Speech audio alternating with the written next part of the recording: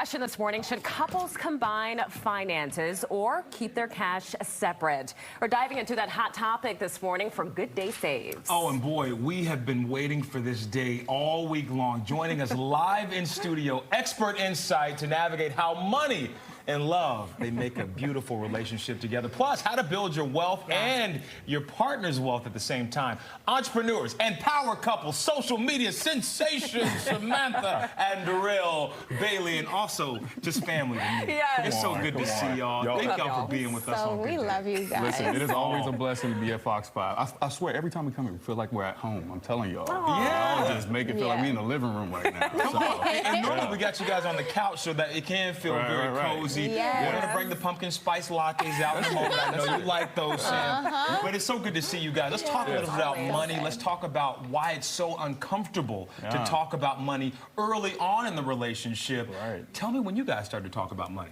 man, you know what? We came into our marriage talking about money really early on because Samantha and I came from two totally different backgrounds, right? I came from a background where I had to survive, right? So I knew when I got married, I wanted to save and invest. Where Samantha came into the marriage, she knew that she wanted to travel, she wanted a really beautiful life, and so both of us had to have that conversation early. What do we want to get out of life? How much money do we want to save? How much do we want to put away to travel? And so the conversation started like really early. We got married at 22, and so we had to really figure out what that looked like for us. Yeah, and you're going on 10 years now, but taking it back to the early days, how do you start that uncomfortable conversation? How do you start talking about money?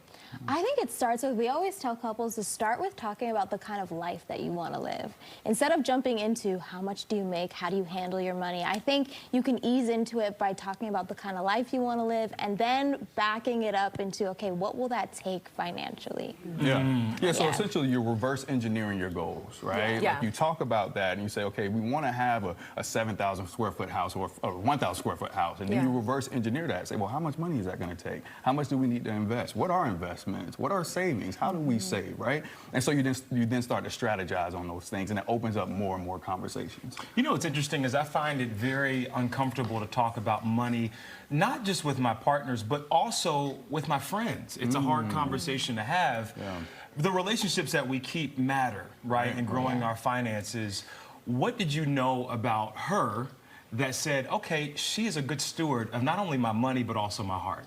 Well, you know what? She trusts me early on, right? So whenever I told her, right, because before we got together, I didn't have much, right? I was working at Calvin Klein, and I was in school and worked for my goddad's web and graphic design company. And I started to think about, well, what did my future look like?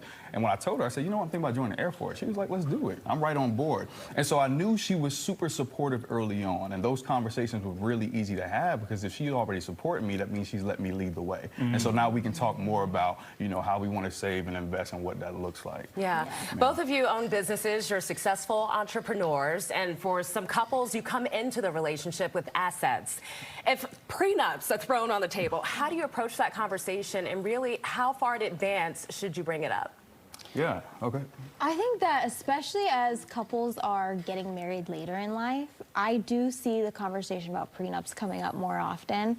I think that it should be an early conversation though. And I think that there needs to be certain clauses in the prenups too, because as you get together, you know, now that me and Durrell have been married 8 years, you start to build together, you know, and even if it's, you know, our own separate businesses, there is a support aspect, you know, that allows each other to be successful. So I think it's a legitimate conversation to have, an important conversation to have, but I do think there need to be some clauses in there. Yeah, and that's a great way to wrap this up. I want to talk about what you guys are offering to couples. Let's kind of give it to them as we're about to wrap this conversation.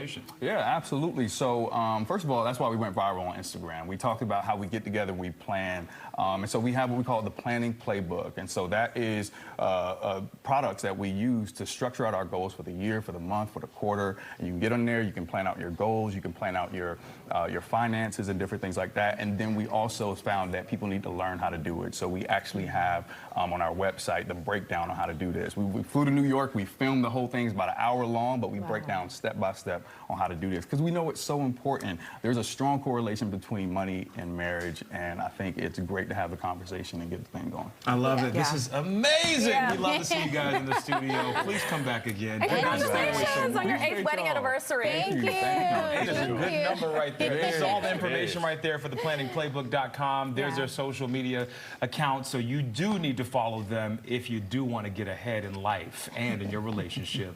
Love you guys. Love y'all. We love Thank you y'all for guys. coming. All right, Jack, what you working on?